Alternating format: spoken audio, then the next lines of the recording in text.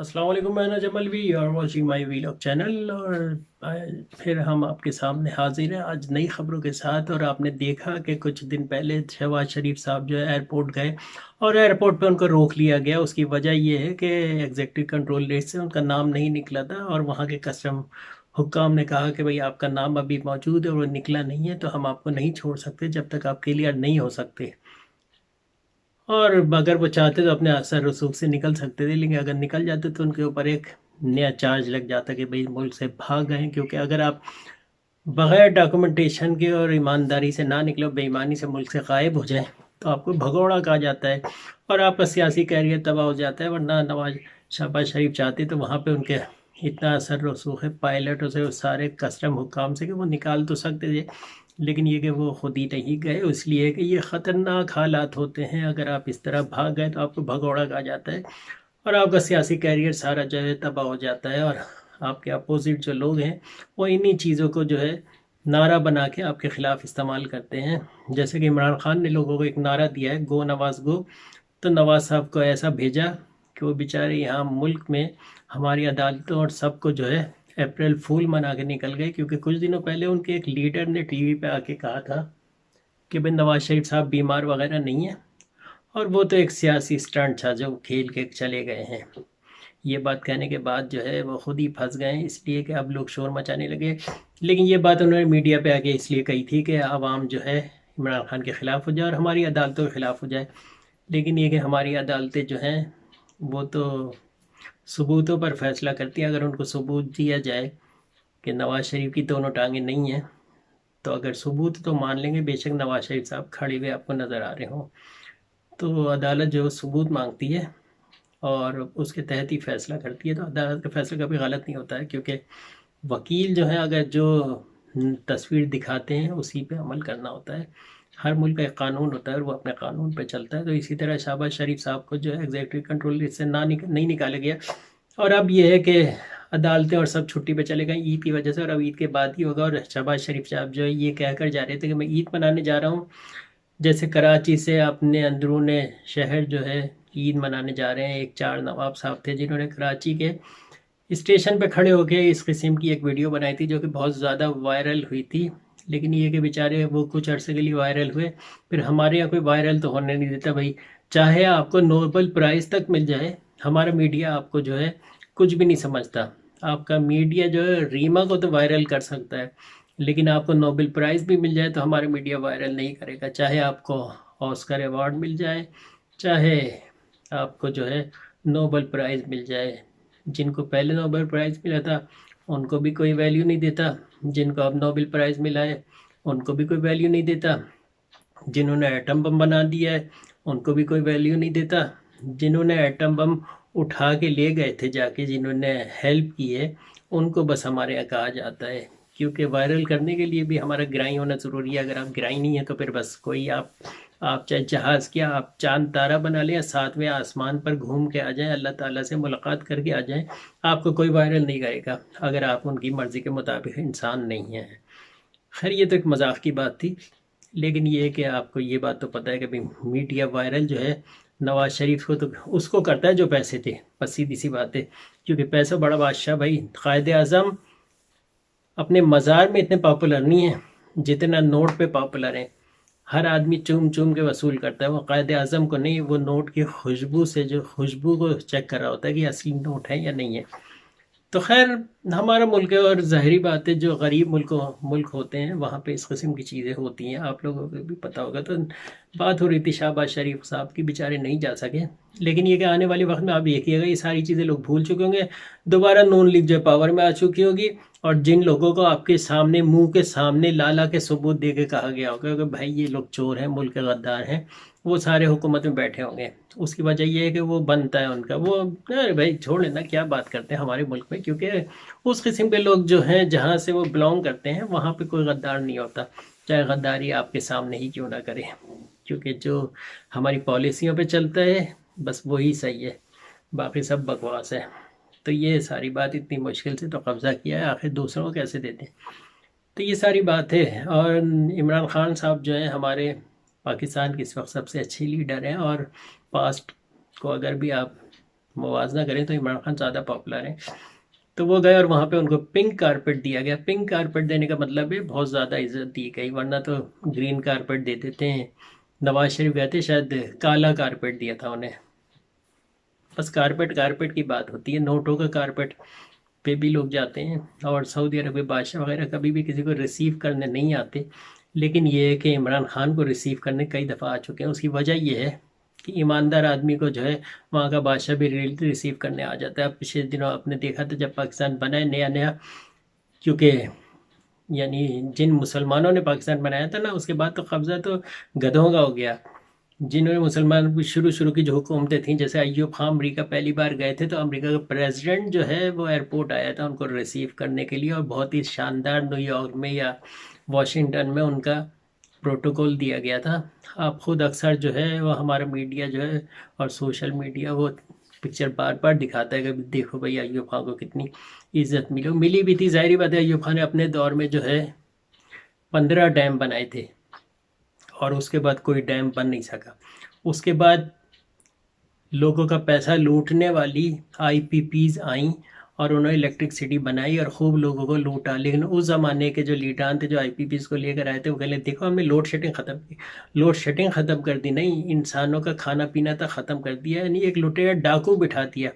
اس کی وجہ ہی جن کا ماضی ڈاکوؤں والا گزرا ہے، اگر وہی حکومت میں آ جائیں تو پھر حکومت میں ڈکیتیاں چل پڑتی ہیں. جیسے کہ آپ دیکھ رہے ہیں لوگوں کے گھروں سے اربوں روپے نکل رہے ہیں، لیکن روپے کہاں گئے یہ نہیں پتہ چلتا.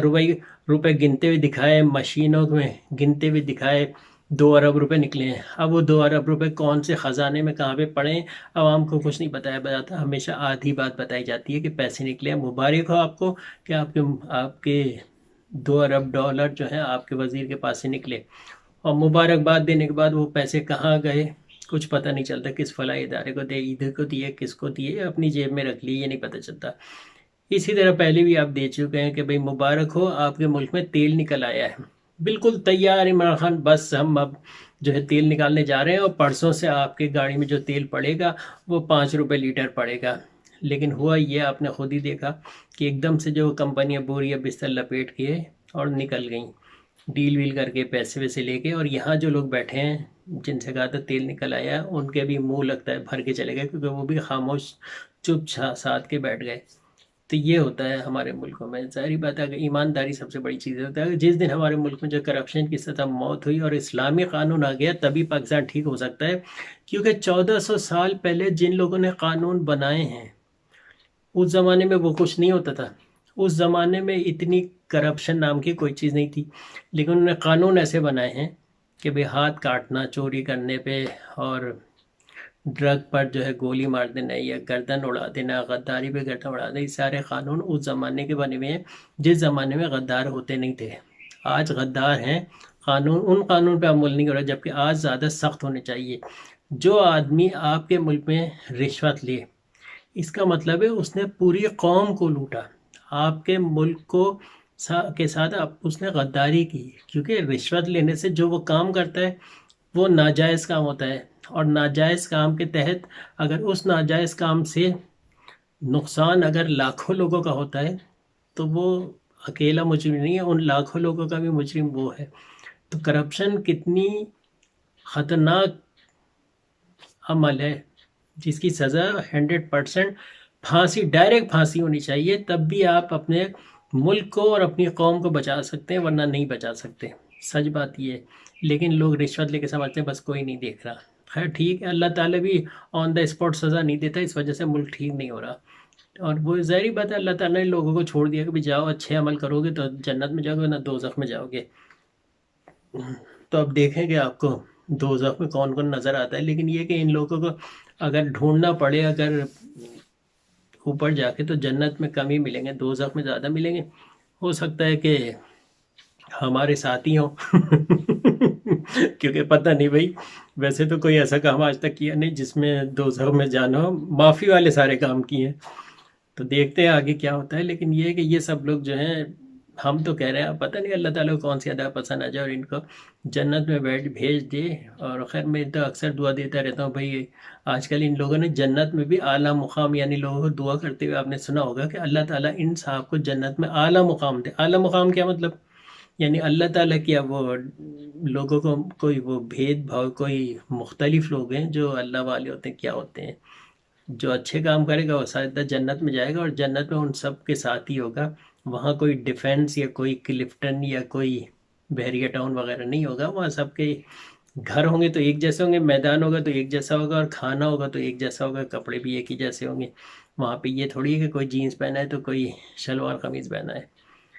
تو یہ ساری باتیں، لیکن بس یہی ہے، تو وہی تو ہے جو نظام ہستی چلا رہا ہے، وہی خدا ہے۔ اب اس اتنی سی بات کو اگر سمجھ لیں تو مسئلہ حل ہو جائے، لیکن مسئلہ حل ہو گیا تو بھی دنیا بنانے کا فائدہ کیا؟ بھائی دنیا میں چوروں کو بھی رکھنا ہے اور گدھوں کو بھی رکھنا ہے۔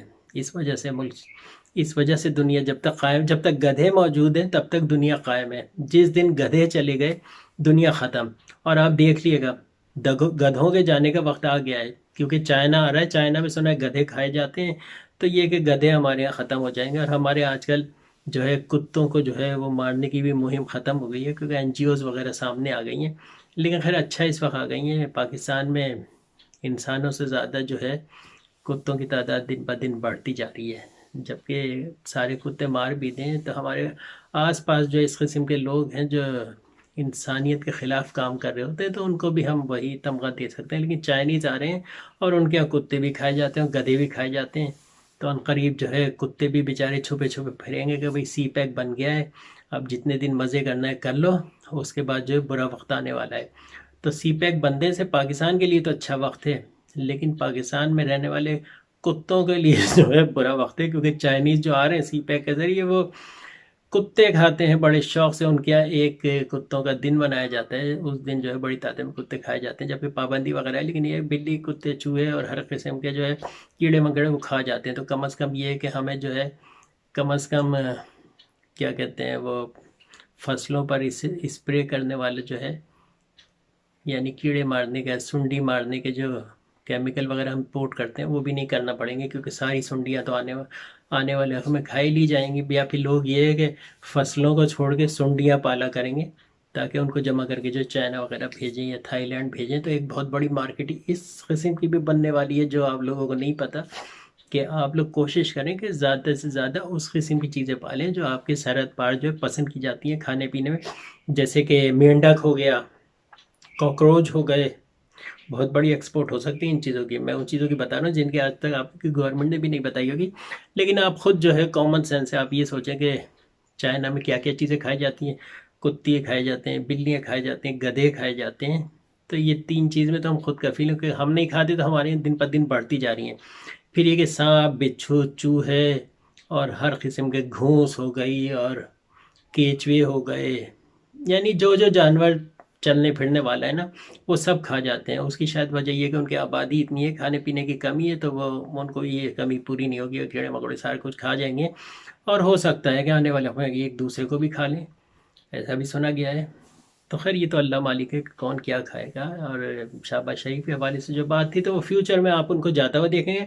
نواز شریف شاید نہیں آئے، لیکن شہباز شریف جا کے آ جائیں گے، کیونکہ شہباز شریف کو جو ہے باقاعدہ پلانٹ کیا جا رہا ہے دوبارہ نیو پی ایم ایل این میں کے لیے۔ لیکن یہ پی ایم ایل این کے لیے میں پاس میں بھی کہہ چکا ہوں، کئی دفعہ 50 دفعہ کہہ چکا ہوں کہ بھائی مسلم لیگیوں، تم میں ایک ہی آدمی ہے جو تمہیں سنبھال سکتا ہے، اور وہ ہے چودھری نثار، اور آگے بھی چودھری نثار کو ہی بلانا پڑے گا۔ شہباز شریف کو کوئی ووٹ نہیں دے گا، اور ووٹ دے بھی دے گا تو کیا ہوا بھائی، ان بیچاروں کو ویسے بھی بیماری وغیرہ ہے، تو یہ کہ کچھ بھی ہو سکتا ہے۔ اور ہمارے یہاں جو زیادہ تر لیڈر ہوتے ہیں وہ اس عمر کے ہوتے ہیں جس عمر میں برین کام کرنا چھوڑ چکا ہوتا ہے۔ اب جیسے ہمارے جو وزراء ہیں، اگر انہیں شوگر کی بیماریاں ہیں یا دوسری قسم کی بیماریاں ہیں تو دماغ کہاں کام کرتا ہوگا، صرف ایک طرف کام کرتا ہے کہ سیدھے ہاتھ سے پیسے پکڑو تو الٹے ہاتھ کو پتہ نہ چلے، یہ کام دماغ اس طرح کام کرتا ہے۔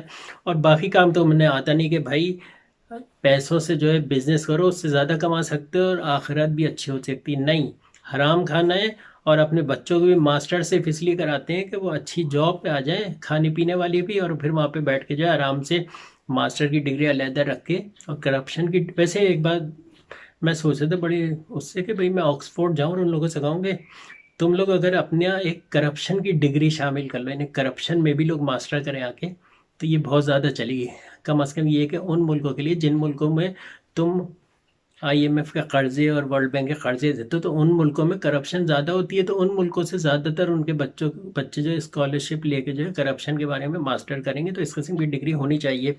پاکستان میں اگر میں ہوتا تو میں ضرور کرپشن کی ایک ڈگری شروع کر دیتا، کسی نہ کسی ادارے میں جا کے، اور کہتا کہ بھائی ایک کرپشن کی ڈگری، کرپشن ماسٹر کی ڈگری بناؤ اور کتابیں وغیرہ لکھو، اور کتابیں میں کرپشن پہ تو بہت اچھی طریقے بتا کے جو ہے لکھ سکتا ہوں، لیکن یہ کہ ظاہری بات ہر اچھے کام کے بیچ میں بہت سارے لوگ آ جاتے ہیں، تو یہ ابھی جو ہے ایسا کوئی قانون نہیں کہ ہم کرپشن پہ کتاب لکھیں، لیکن آنے والے وقت میں بڑی ویلیو ہوگی اس قسم کی کتاب کی۔ ایک آدمی نے ایک کتاب لکھی تھی ریڈ بک، آپ کا نام ہوگا، جو لوگ عقل مند ہیں ان کو ریڈ بک کے بارے میں پتا ہوگا کہ اس میں کیا ہوتا ہے۔ وہ کتاب بینڈ کی اگر دی گئی تھی، کیونکہ ایک آدمی اٹھا تھا اور اس نے دنیا کے کرائم کے طریقے اس ریڈ بک میں لکھے تھے، اور ریڈ بک میں کرائم کے طریقے اتنے کامیاب تھے کہ حکومت نے اس کتاب کو بینڈ کرنا پڑا۔ ویسے تو ہزاروں جو ہے ایلیگل کتابیں مارکیٹ میں گھوم رہی ہوتی ہیں، وہ اس کو بادر بھی نہیں کرتے، ان سے کوئی پریشانی ان کتابیں نہیں، لیکن اس ریڈ بک سے انہیں بہت زیادہ پریشانی تھی، کیونکہ اس میں بہت ہی پرفیکٹ کرائم کے طریقے لکھے ہوئے تھے، اور وہ کتاب بینڈ کر دی گئی تھی۔ اور if I am not wrong کہ یہ چائنا کے کسی رائٹر نے لکھی تھی یا جیپنیز نے لکھی تھی، I am not sure exactly, مجھے نہیں معلوم کہ کس ملک کا تھا۔ خیر، میں Jamil we are watching my vlog channel, اور اپنے رائٹ سائڈ پہ نیچے ریڈ رنگ کا بٹن ہے، اس کو سبسکرائب کر دیں، بیل آئیکن دبائیں، اور میں اپنی ویڈیو لے کے پھر حاضر ہوں گا۔ خدا حافظ۔